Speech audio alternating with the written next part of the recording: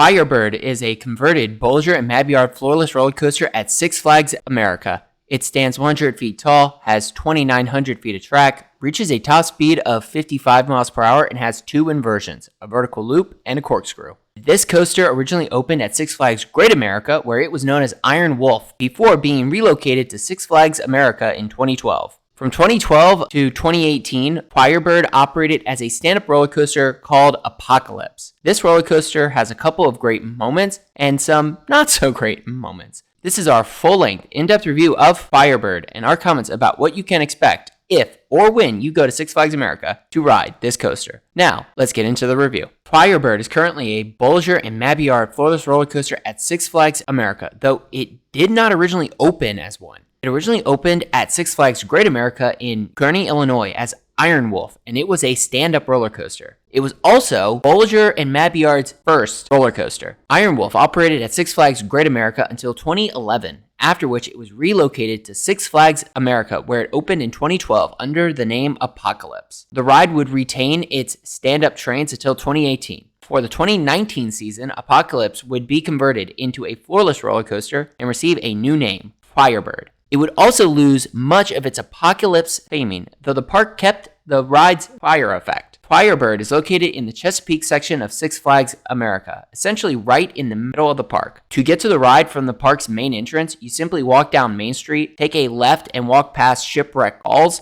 and towards the ride's structure. As you approach the ride, you will see its bright red and orange track and gray supports. The entrance to the ride's queue is a little further along the park's pathways. And as you approach the entrance to the ride's queue, you will see a large sign displaying the ride's name and logo. This sign looks cool. It is a black gate-like archway sitting on two stone pedestals. As you make your way through the queue, you walk underneath and around several sections of the ride's first half, including the vertical loop and the first turnaround. You walk around the back portion of the station building and up onto the ride platform. As you reach the ride platform, you will see one of Firebird's two 6-row, 24-passenger floorless trains. Once you have boarded your train, secured your over-the-shoulder restraints, and cleared dispatch, the floor drops and you proceed forward into a leftward turn towards the lift hill to begin your ride. As you reach the top of the lift hill, you enter a pre-drop before taking a left-hand banked turn down Firebird's 90-foot-tall first drop. And since Firebird is an old-school Bolliger and Mabillard roller coaster, this first drop has some good whip while sitting in the very back row. At the bottom of the first drop, you fly up into a vertical loop, which pulls some good positive G-forces going through it, followed by a climb up into an elevated right-hand bank turn.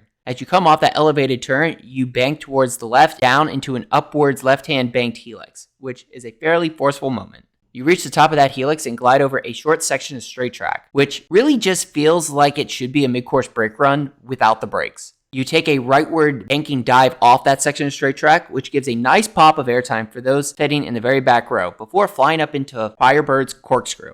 As you come out of that corkscrew, you enter a left-hand banked turnaround, followed by a slight dip into an S-turn, which whips you from left to right. This moment gives a nice airtime pop for those sitting on the left side of the train. You go into a low-to-the-ground right-hand banked turnaround, followed by a leftward banked turn, which climbs upwards before going back down towards the ground. You take a slight climb into a right-hand banked turn, which glides into the final brake run to complete your ride. For the world's first Bolliger and Mabillard roller coaster, Firebird's layout has some great moments. There are two good airtime moments. The first is that dive off of the section of straight track before the corkscrew. The second good moment is that right to left S-turn, which gives a nice pop of airtime for those sitting near the front of the train on the left side. That S-turn is a great moment and feels very similar to that one rightward whippy turn on the Incredible Hulk at Islands of Adventure. In addition to those two airtime moments, Firebird pulls some good positive G-forces. You definitely feel those forces in your feet at various points throughout the ride. There's also a cool fire effect during the second half of the ride.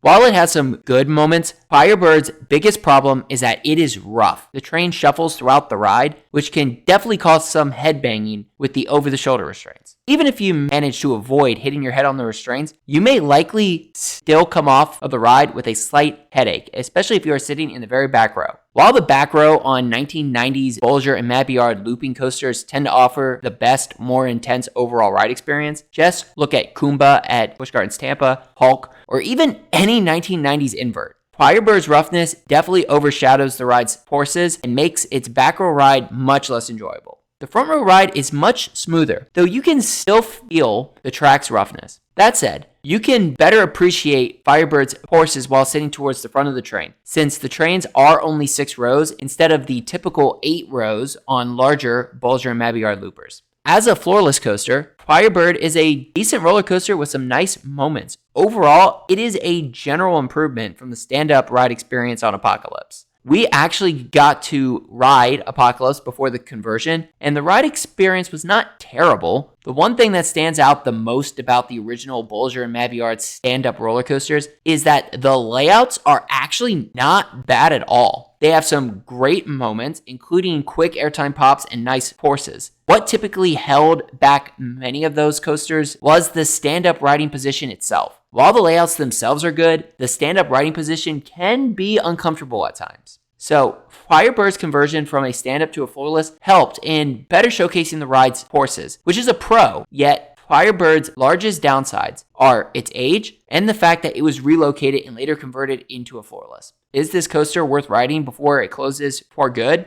The short answer is yes. As long as you are towards the front of the train, you may still feel the train shuffling along the track, though it would not be so bad as to take away from the overall ride experience. The world's first Bolliger and Mabillard roller coaster has some surprisingly good moments. It has fairly strong positive G-forces, a couple of good airtime moments, and a couple of whippy elements. While it is definitely showing its age and is rough in the very back row, Firebird still showcases the elements that made 1990s Bolliger and Mabillard great. For our final score, we give Firebird a 6 out of 10. If it weren't for the roughness, Firebird could have been a solid, smaller scale floorless coaster. So, let us know in the comments below if you have ridden Firebird at Six Flags America, and if so, what you think about it. Did the floorless conversion help the overall ride experience? And if you enjoyed this video or are new to the channel, please like and subscribe for more coaster content like this. Thank you for watching, and stay tuned for more coaster reviews and amusement park content coming soon to Coaster Adventures, and we hope to see you in the next one.